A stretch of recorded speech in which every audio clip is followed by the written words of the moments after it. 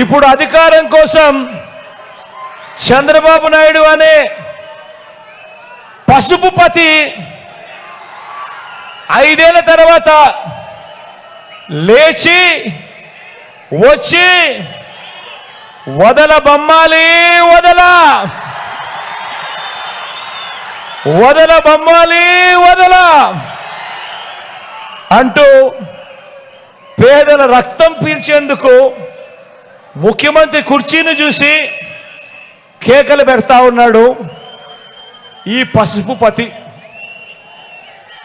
నోటికొచ్చిన అబద్ధాలు చెప్తా ఉన్నాడు, నోటికొచ్చిన అబద్ధాలు చెప్తా ఉన్నాడు. ఈ వదల బొమ్మాలి గురించి, ఈ పసుపు పతి గురించి ఒక్కసారి 2014లో ఏం జరిగింది అని ఒక్కసారి ఫ్లాష్ బ్యాక్లోకి ఒక్కసారి వెళ్దామా?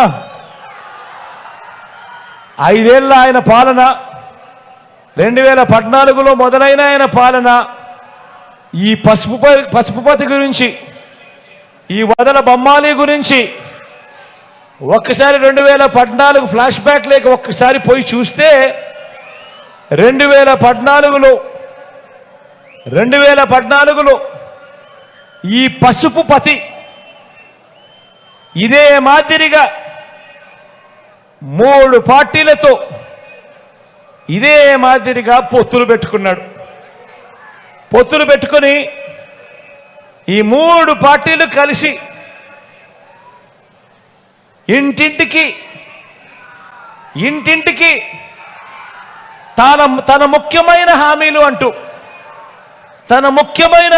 అని అంటూ ఇంటింటికి కూడా తాను